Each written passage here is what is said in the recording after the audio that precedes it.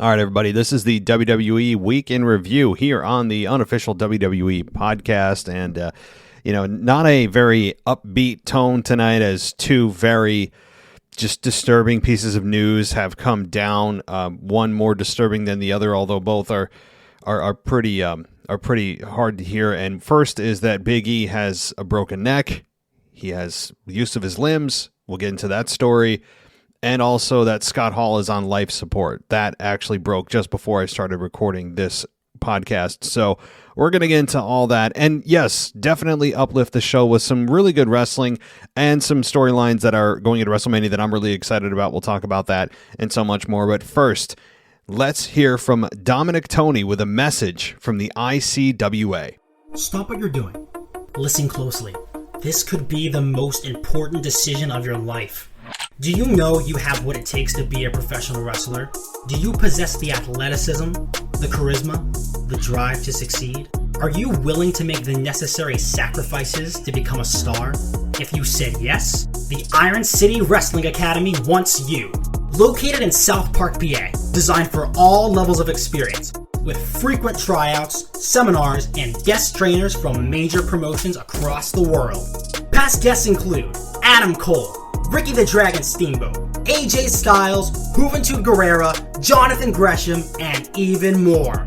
Half the battle is believing you have what it takes. The other half is why you have the Iron City Wrestling Academy.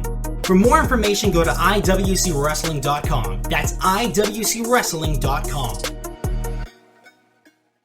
Do you guys love mobile racing games and NFT collections? Then check out Meta Racer X. It's a mobile racing game, NFT collection, and VR gaming experience all rolled into one.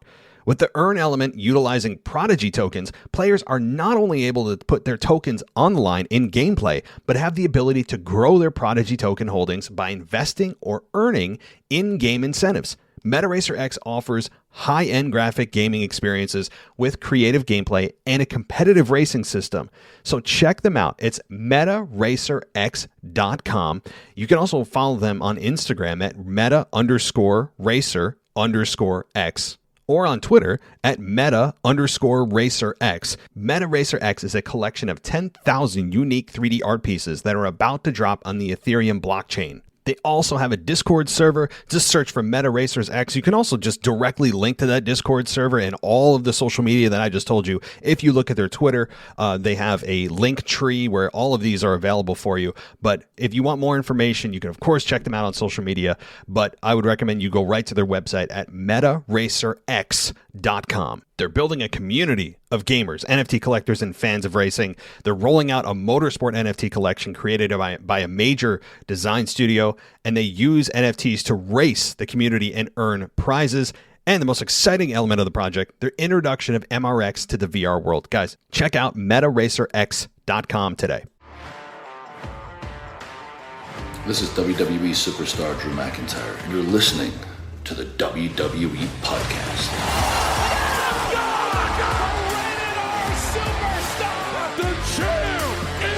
The one that everybody wants, me. Becky Lynch is going to WrestleMania. Claymore! Austin 316 says I just whipped your ass. This is my iron. You're going to acknowledge me. All right, everybody, welcome to the WWE Podcast Week in Review. And I really wish that this was going to be news delivered on a lighter note, but this is now likely nothing you haven't heard already, given how quickly information spreads. But Big E, first and foremost, broke his neck on SmackDown. He's not paralyzed. He has shown that he can use all of his fingers and toes, and at least that's what we know right now. And, obviously it seems like it could have been a little more serious than it is, but a broken neck's a broken freaking neck, as Kurt Angle would say. And, I wish Big E nothing but the best in recovery, and I wish him well. I know that on this show I'm not a fan of his character at all, but look, I'm a human being. I understand the human element of this, and I can separate fact from fiction and life from or fantasy from reality. I understand that. So, look, he's a human being. and I do wish him nothing but the best. It's scary as hell. And the moment it happened, you could see that Ridge Holland overhead belly-to-belly suplex did not land right with Big E, and even the announcers said during that tag team matchup that Big E appears injured, and he didn't come in to help Kofi at the end of that match as Butch, i.e. Pete Dunne, came in to beat down Kofi, and he just kind of laid there, and the announcers, you could tell, were trying to cover for Big E, but it was a real injury. But, all that fake wrestling he does must have finally broken his neck. And I'm just being a facetious jerk to those who always say that wrestling's fake. And, look, the outcomes are predetermined, but the injuries are real. So this is an example of that. And I wouldn't wish this upon anybody. In pro wrestling, it's always a risk. And in Big E's case, it unfortunately became reality. Now, again, we don't know the full details. Big E did take to Twitter and talk about it and say that he is able to use his hands. And again, that's very encouraging. And for those that are looking forward to seeing Big E on WrestleMania or at WrestleMania, it's nearly impossible. I mean, there's just absolutely no way. I know he didn't paralyze himself, but he broke his neck. I mean, I don't know the diagnosis. I'm not a doctor, but I would say that minimum, several months. That's my guess. Haven't heard anything official, but anyway, so that's part number one. Number two, with Scott Hall, and this broke a little bit before I hit that play button on this show, or the record button. I will say that it was a bit surprising with Scott Hall, and when he was trending, it's never really a good thing. Usually, when someone's trending, especially when they're an older wrestler, it's never usually a good thing that they're trending. Not always. Sometimes it's just happenstance. People are talking about like Stone Cold or whatever. But in this case with Scott Hall, I said, why is he trending? And you see that he had 3 heart attacks after complications from a hip surgery in Georgia. He's currently on life support from what I understand. This is not a hoax. Obviously, no need for it to be. And it's a serious situation, much more serious than even Big E breaking his neck, which sounds crazy, but I mean, it is what it is right now. Scott Hall is apparently just, knocking on death's door. I mean, to be totally honest. And I'm looking as we speak, I'm typing in to see if we have any updates on him. He's 63 years old, number one. He's 63 years old. And certainly way too young to be going through something like this. And if he's on life support, I mean, that's, again, you're knocking on death's door. I mean, to be totally frank. So I'm trying to find a reputable source here. So I'm on Yahoo, and it says that Hall, 63, suffered 3 heart attacks from a loose blood clot suffered after breaking his hip last week and undergoing replacement surgery. He was placed on life support at Wellstar Kenstone Hospital in Marietta, Georgia. Again, this is actually Yahoo who's taking this from PW Torch. A rep for Hall in the WWE did not immediately respond to a request for comment, though he never became... Okay, so they go into his history, which we all know what that is. His wrestling history, that is, but obviously his addiction history as well, which has been well documented. It was documented during, I think it was like a DDP yoga. It might have been some kind of documentary doing for DDP, and Scott Hall was on it. Jake the Snake was part of it as recovering addicts, DDP trying to help them. And yes, I mean, his addiction problems are fairly well documented. And, when I saw him trending, I thought, okay, drug overdose, he's dead. Yeah, I figured he relapsed. He's OD'd, found dead in a hotel room. Don't we all? Do we not think of that immediately? I know I did, sadly. I don't want it to be, but that's how I saw it. And here's the final paragraph from Yahoo Entertainment.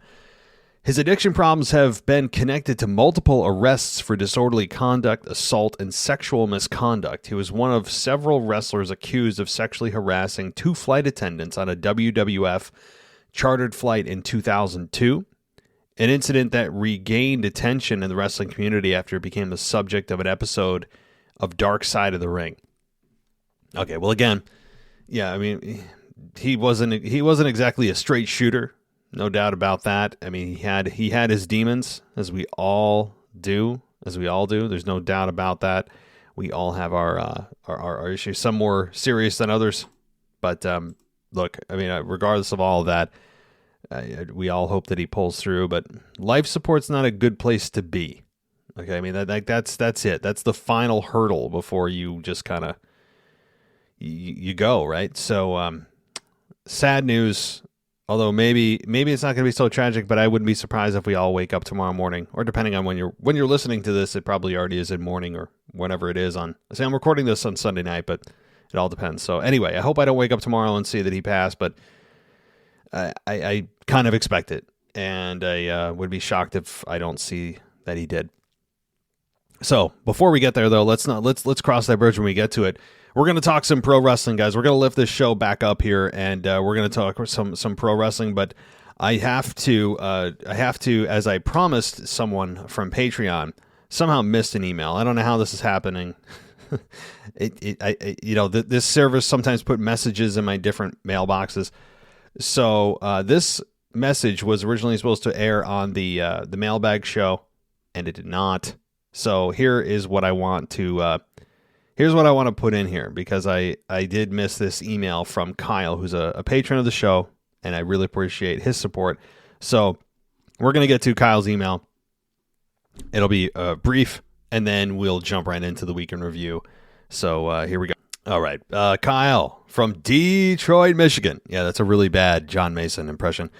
And honestly, Kyle, that's the best you're going to get, to be honest. It's late at night. It's almost 11 o'clock at night. Had a long day.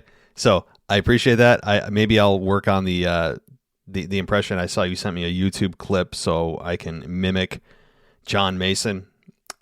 Maybe I'll do a better job next time. So here's from Kyle. What's up, WWE Podcast? This is Kyle from Detroit, Michigan. We're officially less than a month away from WrestleMania, and excitement is building. First things first, the three-way tag team championship match to start off Raw was great. They did a good job of adding a few new spots and made it feel fresh. I absolutely love when Randy catches people with an RKO in midair. Oh, also, Chad Gable is a beast.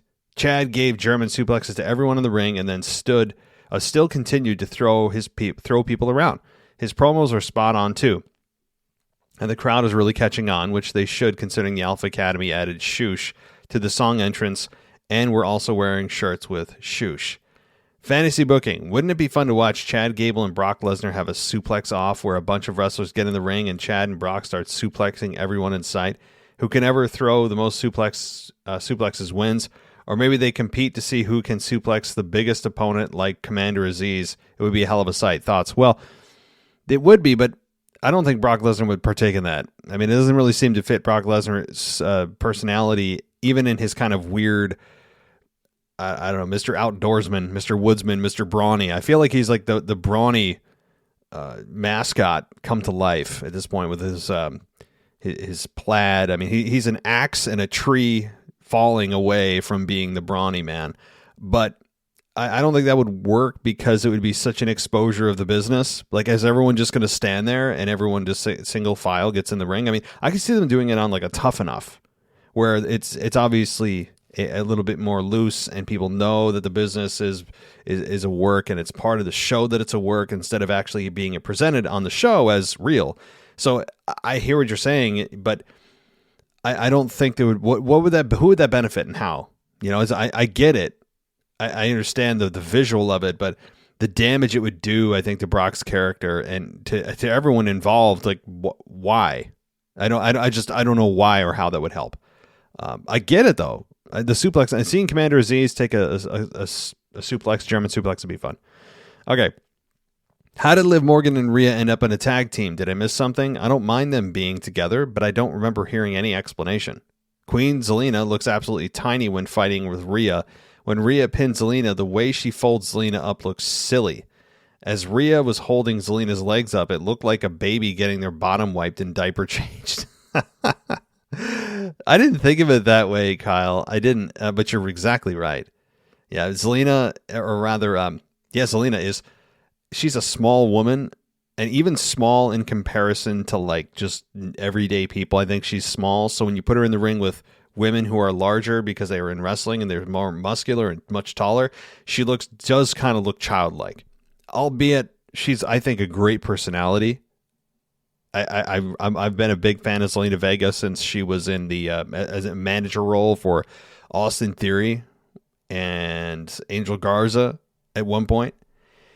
And I'm not a fan of this queen thing because it's okay for her, but it's very one-dimensional, and I know she's got way more to offer. As far as how did they end up in a team, how did Liv and Rhea end up in a team? Kyle, it's very simple.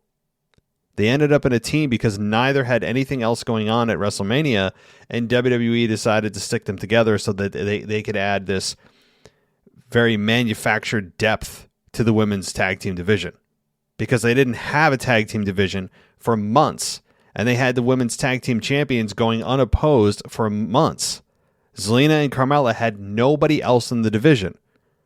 And you'll notice this from time to time where WWE puts the tag belts on somebody and then they just disappear into oblivion because they have no follow-up. They just do things, make somebody champion, change the belt holders, and then they go into the abyss. And I can guarantee that'll happen at WrestleMania. That's how they ended up together, because they had nothing else going on at WrestleMania. Period. Fantasy booking. Carmella's mask had a story months ago. Now it's just a part of gear, essentially. But wouldn't it be great if they developed a story around the mask? For example, let's say the mask gets ripped off mid-match, exposes her face. She pleads for her opponent to pause the match to put another mask. But then her opponent takes advantage and starts pummeling Carmella in the face to win the fight. I think most of us would love to see Carmella get pummeled in the face, and it would be especially dramatic if it happened right in front of Corey Graves. After the fight, Carmella is completely embarrassed and distraught and runs to the locker room, covering her face and crying. The next time we see her, her face is completely battered and bruised and all messed up. Or maybe she wouldn't show her face anymore and just wears a mask all the time like the Kane character. She becomes silent, despondent, and has a really crazy look in her eyes through the mask. She can have a feud with whoever it was that damaged her face, or she could even just attack them in the middle of the match. She then just starts attacking wrestlers out of nowhere during their matches, only hitting their faces and trying to damage them. It could start a lot of feuds and actually make her character interesting. I highly doubt she has the range to pull off something like this. What would that be interesting? Yeah, it would be. But here's the thing. I mean, how would you explain the first how many years of her career where she had how many matches and women punched her in the face all the time and it never left a bruise or a mark at all? I mean, that's a much larger issue too, is how do we always have these perceived punches and yet there's never any marks on anyone ever? You know, that's a larger question. So that's the question I'd have about that is, well, why is her face so delicate now when for years, you know, she took these quote-unquote punches and never left any bruises? That's the question I'd have. Here's another random thought. I wish RK Bro would have been the team to bring back the 3D by the Dudleys. The reason I think that is because 3D is essentially a two-person stunner, and we could have been sold as a two-person RKO. They could have literally called the move RK Bro. Not that the Usos did a bad job with bringing it back as 1D. I like it, and I don't want to take anything away from them, but I think it would have been perfect if Riddle did the toss-up, since he's similar to that in his moveset, and obviously Randy would provide the stunner or RKO portion of the move. It is a very nostalgic move. It's one of the best tag team finishes of all time, and it is a babyface finish, so it's weird that the New Day the Usos are taking that. It is a weird thing, but I think the Usos do it well. They do it justice. They do that move justice. So I don't hate it, but it is a babyface move. But look at Kevin Owens taking the stunner. That is a babyface move. That's the biggest babyface maneuver of all time. Look at Seth Rollins taking the pedigree. That was for a while a babyface move. I mean, so just because they're assigned babyface or a babyface team used it historically doesn't mean that it has to continue as that, you know, as that role. But I hear you. I really enjoyed Ciampa and Breakker versus Rude and Ziggler. I think Breakker looked good, and I think he's ready for WWE. And then your final fantasy booking here. you say, I think Austin Theory and Breakker would be a good match. They could fight for the attention of Vince, and whoever wins gets a shot at the title, WWE title. Maybe the U.S. title since it just changed to Finn Balor. Although I love Finn and would love to see him carry the belt for a long time, I just don't see WWE doing that.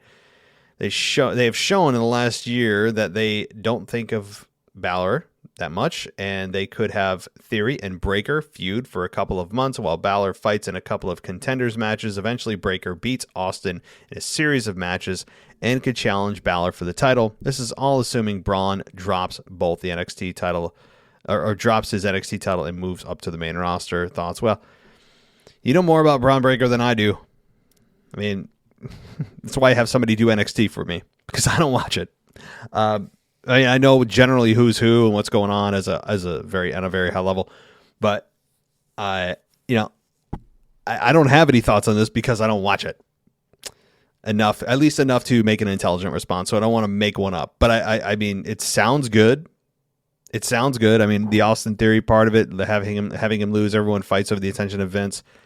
The problem with that, from a concept standpoint, though, with them fighting for the attention of Vince, is that really what they should be fighting for? I mean, they're there. They obviously already got Vince's attention. Otherwise they wouldn't have signed him, or he wouldn't have signed them.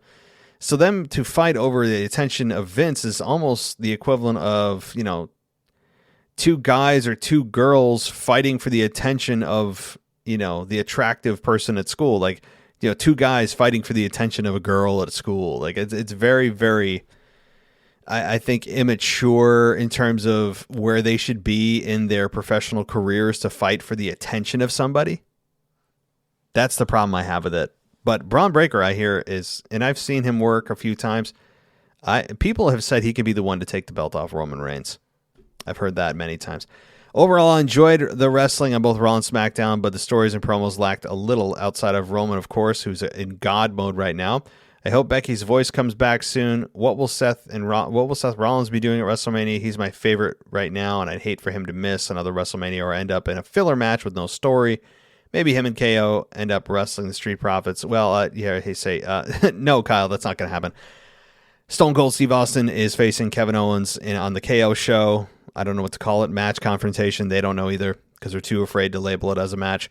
Seth Rollins has blacked out all of his social media. I think that Seth Rollins does something big at WrestleMania that we'll remember and impactful and people will be talking about. Or maybe he shows up at the Monday Night Raw after WrestleMania. But Seth Rollins cannot be left off this year's WrestleMania. I know he doesn't have a traditional path right now. And there are still 3 weeks, three weeks of television to do something with him to set him up for something. And they still could do that. All right. Kyle, thank you for your contribution. And we're going to take a quick break. And on the other side, we're jumping right into some things that'll lift you up, I think. After all that negativity and downer stuff with the news about Big E and Scott Hall, I think we're gonna start off at the other side of the break with something positive. So that's my promise to you. That's the hook. So stick around. Do you guys love mobile racing games and NFT collections? Then check out Meta Racer X. It's a mobile racing game, NFT collection, and VR gaming experience all rolled into one. With the earn element utilizing Prodigy tokens, players are not only able to put their tokens on the line in gameplay, but have the ability to grow their Prodigy token holdings by investing or earning in-game incentives. MetaRacer X offers high-end graphic gaming experiences with creative gameplay and a competitive racing system. So check them out. It's MetaRacerX.com.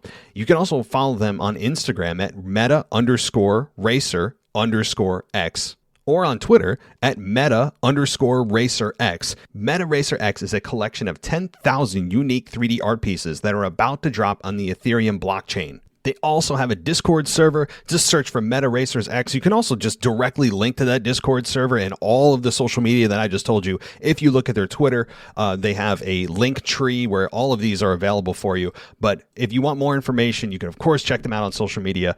But I would recommend you go right to their website at MetaRacerX.com. They're building a community of gamers, NFT collectors, and fans of racing. They're rolling out a motorsport NFT collection created by a major design studio, and they use NFTs to race the community and earn prizes.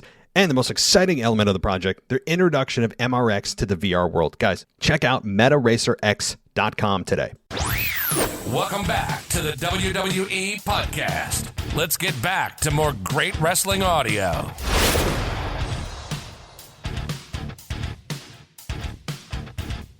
All right, everybody, welcome back. Let's jump into something good.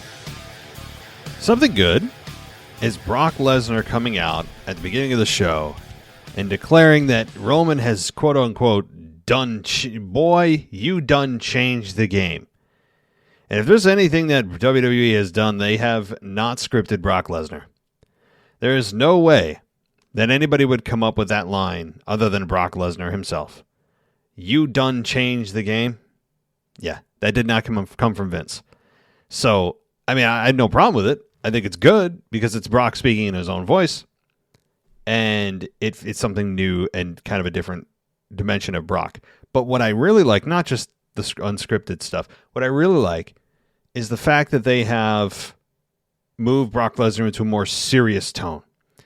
Brock didn't come out and do his kind of smile that he's been doing lately. I'm almost taking a cue from Ronda Rousey, who just can't help herself. And I'll get to her down the line. Something I don't know. The more I watch Ronda, and I'll get to her. I'm chomping at the bit to get to her. I'll pause. Let me get back to Brock. Now, I'm glad that they have decided to go more serious because Mr. Smiling, Nomad Brock was getting to me a little bit too fun-loving. It went a little too far. And where Brock said, Roman, you done changed the game, that makes sense given what happened to him in Madison Square Garden. That was essentially the only reason they went to Madison Square Garden was to have Roman just bloody Brock to further their WrestleMania story. That's it, because you didn't hear about anything else that happened on that show, did you? I didn't. So that is the main reason. They played that over and over and over about with the Madison Square Garden thing, and they said it was the most viewed story of all time on WWE's account. Well, yeah, it's the most viewed story of all time because nobody saw it. Right? It's a live event. If people have seen something on TV, they're not going to go to your story on Instagram to watch it. So that's why it was the most viewed story, because it wasn't on TV. Anyway, it still speaks volumes to the story that people are interested in, that's fine. But I like that they turned Brock a little more serious. I thought he was going to come in tearing crap up, but he doesn't have to do that every time. He basically said that he wants blood, right? He's here for blood. Paul Heyman came out and informed Brock that Roman Reigns is not here. However, they'll come face to face next week. Both of them will be in the building. That's been advertised already. But Lesnar threatened Heyman. Heyman went running, and Brock chased him. Heyman got in a vehicle and sped off as Brock Lesnar nearly caught up to the vehicle. And that's it. But it was short, sweet, but it changed the tone of Brock Lesnar, which it should. Mr. Fun-Loving needs to take a step to the side and sit on the bench. And if this didn't get Brock serious, I don't know what would have, so that's good. So I really enjoyed this, I got to say. I really did. All right. Let's jump into the next matchup here, and that is, what was it? Debut of Butch. New Day versus Sheamus and Ridge Holland. That's what actually took place. This is the match in which Big E got injured with the overhead belly-to-belly by Ridge Holland that we saw on the outside of the ring. Obviously an accident. We spoke about that. But this match was really just designed to debut Butch, i.e. Pete Dunne. Everyone seems to lose their name coming from NXT or have their name added, chopped up, mutilated, something. Piper Niven becomes Dewdrop. Pete Dunne becomes, Butch, among other examples that my brain is too tired to compute. But Pete Dunne this is what Bleacher Report said, Pete Dunne made his main roster debut alongside Ridge Holland and Sheamus. And the UK champion renamed Butch is the latest stupid idea from creative, as Bleacher Report said. I mean, what did that's another thing is another person that had their name altered is Walter. I can't remember the damn name. Walter became something else. I could probably Google it, but it's weird. So anyway, the Celtic Warrior and his former rugby playing partner squared off with the New Day, a typical energetic tag team match. And back on the inside here after Big E landed on his head. Big E was injured. And then back inside, Sheamus delivered an ugly bro kick to Kingston, who was perched on the ropes. A beat down by Butch followed, but the visible concern for Big E. Okay, yeah. So that was essentially it. I mean, it seems as if, and you know what I got to say, as stupid as it is to rename somebody Butch, which just doesn't make sense, is that Sheamus seems to be quietly building a stable now. And he's got people behind him, young talent that he can help build. And yes, the Big E injury overshadows almost everything that happened here. But on the other side of that, once Big E is healed and we've been confirmed he's okay, and you're like, okay, cool, he's got 3 to 4 months, whatever it is, his recovery time, then you can start to look at the less important thing of this and an aspect of this, and that is the stable that Sheamus seems to be quietly building, and I'm all for it. I'm all for Sheamus having some proteges that he can use to do his dirty work, and he stands behind the scenes and takes cheap shots. That seems to be what they're doing. I'm on board for it. I think that's good. As stupid as the name Butch is. Okay, Sami Zayn rants, and we have a 6-man tag team match. Again, we have Johnny Knoxville, who refuses to take off his sunglasses, whether it's at night, in the morning, probably sleeps with them. I mean, he could be in a pitch dark room and find a need to wear sunglasses. I don't know. Can you tell I'm not a fan of Johnny Knoxville? Maybe I made that too glaringly obvious.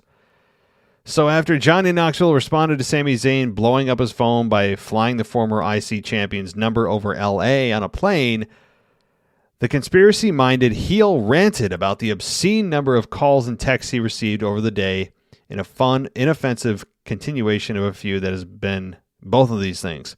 So yeah, okay, so Johnny Knoxville then uses a plane to put Sami Zayn's number out there, obviously not his real number. Okay, I'm just moving on. This is just ridiculous. I love Sami Zayn, but it's embarrassing.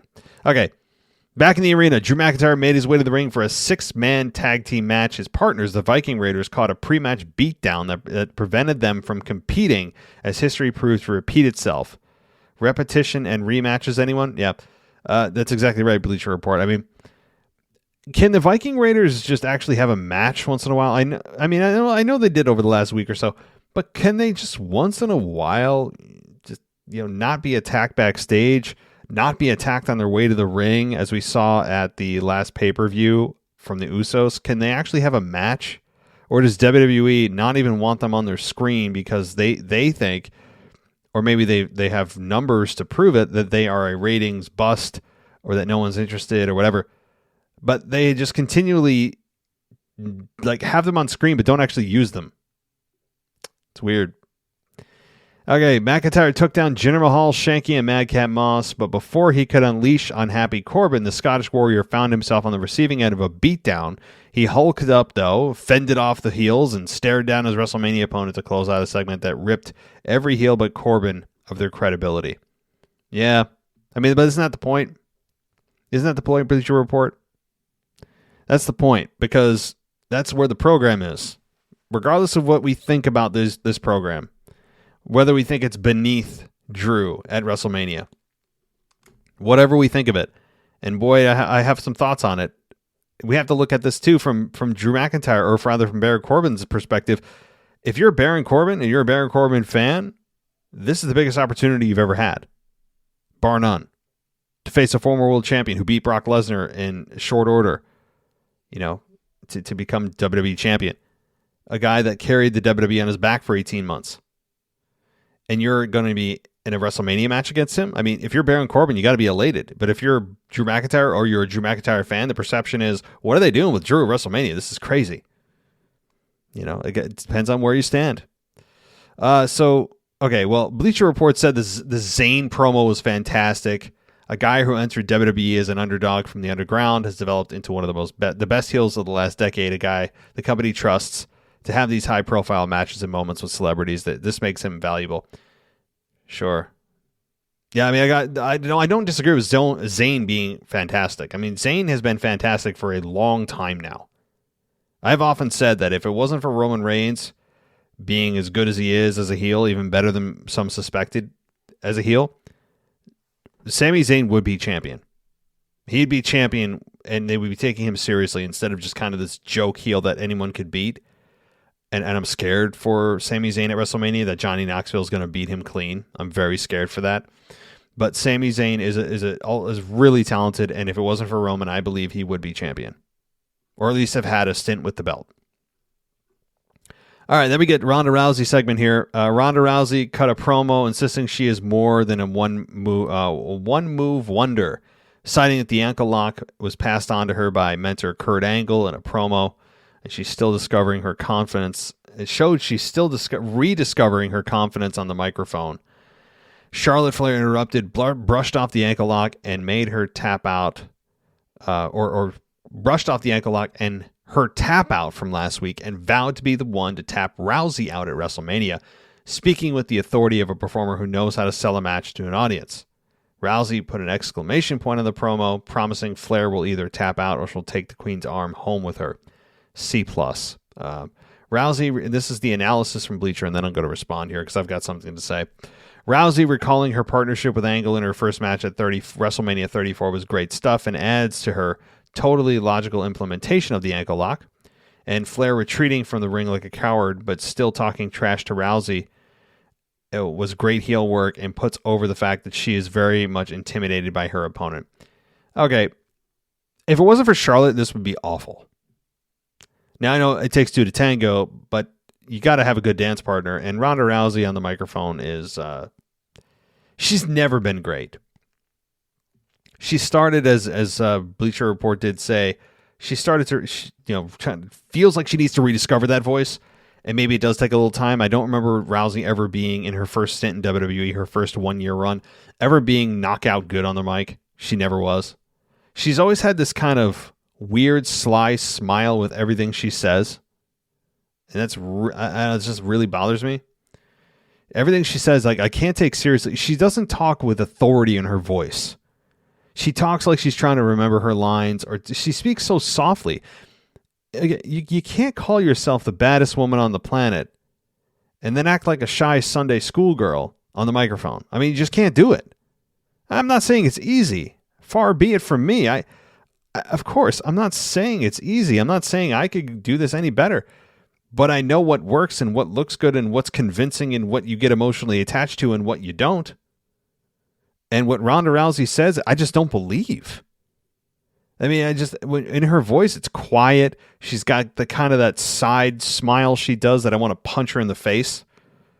It's I don't know. Anybody know what I'm talking about? Everything she says, she'll deliver a sentence and then she'll, hold the microphone off to the side and then she'll do a side smile or kind of a little bit of a, I don't know what it is. It's like a nervous tick.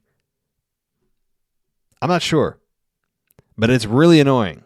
And on top of that, her message is not believable because she doesn't believe it herself. And it's obvious when you don't believe it yourself because you're speaking quietly, almost timidly. And then Charlotte comes out with all this conviction and knows how to sell a match, as Bleacher Report says. And I believe what Charlotte Flair says. I believe what she says more than Ronda. So for the baddest woman on the planet, she is a child on the microphone right now. It's just a fact. It's just a fact. And Ronda Rousey as a personality is, I'll leave it at that. All right. Let's get to another matchup here. Sasha Banks and Naomi versus Natalya and Shayna Basler. I really thought that Natalya and Shayna Basler were going to win this matchup. I really did, because the rumor is that they're going to be added to the women's title match, tag title match, and therefore make it a fatal four-way. And there's still time to do that. You still have a few weeks to WrestleMania where they could do that and add that stipulation. If Natalya and Shayna beat so-and-so next week, they're added to the women's tag team title match, which is almost inevitable. What else are they going to do with them? And why else would they have made them a team? I mean, Natalya has had, I would love to know the number of tag partners over in Natalya's career that she's had. Different tag team partners. It's got to be dozens. And they throw her in with no explanation either. Okay, here's Bleacher Report's write-up on this. Despite advertising Naomi and Sasha versus Carmella and Queen Zelina earlier in the day, it was Natalya and Shayna whom the babyface tandem squared off with.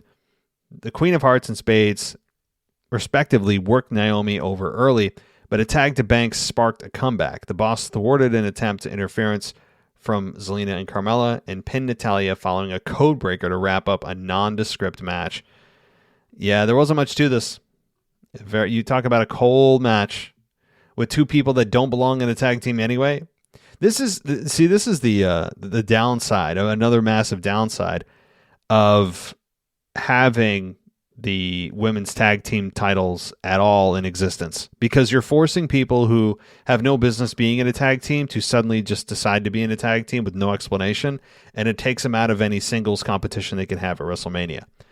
Now, I'm not saying I want them in a battle royal. Hell no. I mean, I really hope there's no women's battle royal this year. I mean, maybe they did away with that. I'm having bad flashbacks because every single year they have like one serious women's match, and then the rest of this is just like, you know, everyone else, you know, to the battle royal. But I don't know. Sasha and Naomi don't make sense to me, and having each one come out to the other's entrance music one week and then vice versa the next week. I don't even say, and honestly, they aren't even able to speak. We haven't heard from Sasha Banks, as she is getting lost right now. And again, this is also the side effect of having Ronda Rousey in the mix here, because I don't think they want anybody else in that matchup with Charlotte Flair. Is that if there's no room for anybody else, what are these women supposed to do? I've got an answer for you. Come up with a mid-tier women's championship. Maybe some kind of equivalent to the IC or United States Championship. And then you know what you do? You abolish the tag team titles. So you don't have to deal with this every week and every year and every pay-per-view. Or every few pay-per-views, as it seems. All right, moving on. Rick Boogs versus Jey Uso was next on SmackDown. The Usos were set to make clear their WrestleMania 38 plans, but Shinsuke Nakamura and Rick Boogs interrupted them in a moment that should not have been all that surprising to anyone who paid attention to last week's show. Boogs, with his knee wrapped up, suckered Jey into a match with the title opportunity at WrestleMania on the line. In a nice little angle, Boogs revealed it to be an act and proceeded to pick up the win in a sprint of a match with the Boogs Cruise. Jimmy Uso rocked Boogs with a cheap super kick to restore that heat that the most dominant tag team in WWE and 2/3 of the Bloodline did not actually lose in defeat. All right, the analysis of this is that Boogs' fake out was a nice touch. I agree. Yeah, and Boogs' strength is that he's got obviously he's very talented on the guitar. He can actually sing, and he's got a look to him, and he's muscular. There's something more to Rick Boogs. Is that eventually a world title holder? Maybe. But at bare minimum, US or IC title. For sure. There is more to Rick Boogs. No doubt about it. And you know, I really am looking forward to what they do with him moving forward, especially in 2022. All right. Moving on. Pat McAfee whoops that ass. Intercontinental Champion Ricochet versus Sami Zayn. So a red-hot angle unfolded prior to the Intercontinental Championship match as Austin Theory insulted Pat McAfee ringside, only to catch a beatdown from Pat. Pat, after being slapped again, jumped over the announcer's table and just started pummeling Austin Theory, who, by the way, how is he there as a Raw star? I guess because he's Vince McMahon's pet project. I guess that's the explanation, but we're never told. So Pat McAfee and Austin Theory are still facing one another at WrestleMania, and fine, no problem, whatever. I mean, I don't understand how or why people feel like this is something that they need to do. And you got to tell me one thing too.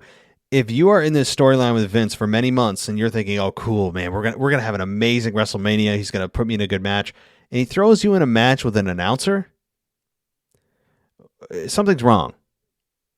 Something is wrong because it's not allowing you to showcase your talent. I mean, Pat McAfee probably has some athletic skill that we, and he does. I know he does. But in a pro wrestling ring, we're gonna find out. He showed a little bit of fire on SmackDown, but we're gonna see it in an actual match setting if that can be sustained. I wouldn't have too much hope for that, and that's what I'm saying is it tampers and reduces the amount of a show that Austin Theory could put on because he's limited by what Pat McAfee can do. All right, so let's continue on here. The actual main event was Ricochet versus Sami Zayn in a United States, or rather Intercontinental Championship match. Really good. What do you expect? Two professionals. Ricochet can do anything. He's superhuman. Then you look at Sami Zayn. You talk in-ring psychology. Great. He's got his character on lock. These two have really good chemistry. And it's exactly what you'd expect from a quality standpoint. And we had Sami Zayn lose clean, as we had Recoil get delivered to Sami Zayn and the 630 splash to retain the title. And Ricochet seems to be getting a push of sorts.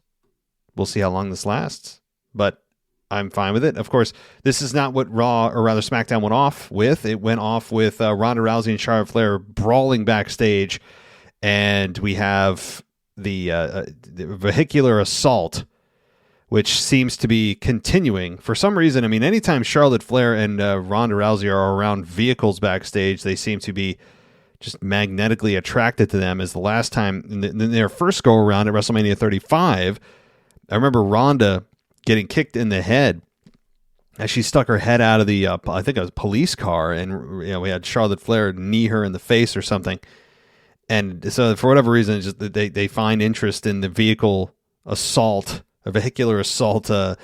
framework for these two backstage. I don't have a complaint about it, and it's fine. It's fine. I know it's always fun seeing people brawl backstage. I don't think we see enough of it, honestly. I don't think we see enough of it, and having these two fight and seeing Charlotte get the upper hand on Rousey was interesting. It was very interesting. So anyway, an overall decent SmackDown. I don't think it was earth-shattering in any way. Unfortunately, it was headlined by something that wasn't even supposed to happen, in Big E breaking his neck. We got Brock Lesnar wanting blood. That's always good. That's what he should have done. Over on Raw, we had RK Bro win the tag team titles in an absolute incredible matchup with those that triple threat match that lasted like an hour and a half. It felt like half of Raw was that tag team match. But it was deserving. It was really good. But it was this Raw, as good as that match was, and as important as that win was for RK Bro. This is all about Stone Cold Steve Austin and his appearance on the KO show, which Stone Cold did accept. Kevin Owens officially called out Stone Cold Steve Austin, and it was good. Austin did respond, and I have no problem with that. We'll have to see how that pans out. What else happened on Raw? We had Miz and Logan Paul hosted Jerry Lawler with the hometown celebration. Miz turned heel on his own home crowd. Almost defeated Apollo Crews. Edge addressed his attack on AJ Styles, which I thought was just so well done with the way that Edge evolved his character in a week with darker, already modified his music, took out everything that we loved about the character. Really good stuff. We had Tommaso Ciampa and Braun Breaker defeat Dolph Ziggler and Robert Roode. Finn Balor defeat Austin Theory via disqualification. Rhea Ripley and Liv Morgan defeat Carmella and Queen Zelina. And that's it. That's essentially the show. So I do skim over Raw. I say this every time, but those that are new, you may say, this isn't a weekend review. This is a SmackDown review. It's heavy on SmackDown, no doubt. But, I mean, we already have a great team of John and Michael Ritter, who do a great job of covering SmackDown, but I never get a chance to give my take. So now that I can give my full take, I do. And since we have a dedicated Raw show, I skim over it, but give you quick reminders. Now, tomorrow night on Raw, we have an RK Bro tag team title win celebration coming. So we'll have to see what comes of that.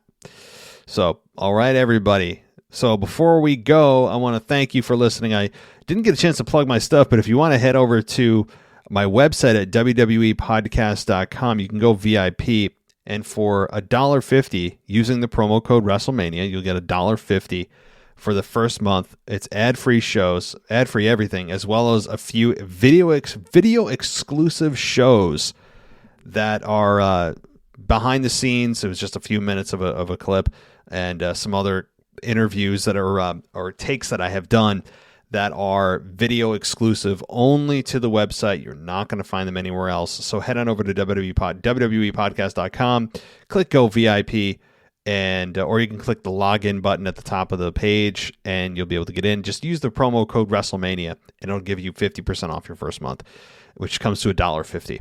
Or you can go to Patreon and get hundreds of ad-free shows, and I know many of you have done that, so head on over there. Or use Apple Podcasts, the built-in Apple Podcast app that everyone has. We have an ad-free button. It's right there. Click, get rid of these pesky ads. It's right there. And for 99 cents a month, you can get everything ad-free. Or for $10 for the entire year. We're running this special again through WrestleMania. $10 the entire year on Apple Podcasts.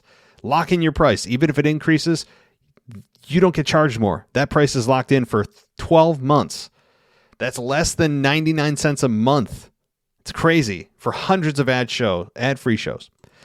All right, guys, as you can tell, I can't even speak. I'm so tired now. So I want to thank you for listening. It is much appreciated. Give us a 5-star rating on Apple Podcasts or on Spotify or anywhere that you can. And I will talk to you guys on Tuesday for your Monday Night Raw review, which is going to be very interesting, considering that at that point we'll be, my God, 2 weeks away from WrestleMania? It's like here, guys. I mean, we're here. It's that close to WrestleMania. So, all right, everybody, thanks so much for listening, and I will talk to you next time. Do you guys love mobile racing games and NFT collections? Then check out Meta Racer X. It's a mobile racing game, NFT collection, and VR gaming experience all rolled into one. With the earn element utilizing Prodigy tokens, players are not only able to put their tokens on the line in gameplay, but have the ability to grow their Prodigy token holdings by investing or earning in-game incentives. MetaRacer X offers high-end graphic gaming experiences with creative gameplay and a competitive racing system. So check them out. It's MetaRacerX.com. You can also follow them on Instagram at meta_racer_x. Or on Twitter at meta_racerx. MetaRacer X is a collection of 10,000 unique 3D art pieces that are about to drop on the Ethereum blockchain. They also have a Discord server. Just search for Meta Racers X. You can also just directly link to that Discord server and all of the social media that I just told you. If you look at their Twitter, they have a link tree where all of these are available for you. But if you want more information, you can, of course, check them out on social media. But I would recommend you go right to their website at MetaRacerX.com. They're building a community of gamers, NFT collectors, and fans of racing. They're rolling out a motorsport NFT collection created by a major design studio, and they use NFTs to race the community and earn prizes. And the most exciting element of the project, their introduction of MRX to the VR world. Guys, check out MetaRacerX.com today. Thanks for listening to the WWE Podcast. Don't forget to subscribe on your favorite podcast app so you don't miss a show, or head to WWEpodcast.com. And for all of these shows ad-free, head over to patreon.com/WWE Podcast. Until then, we'll see you next time.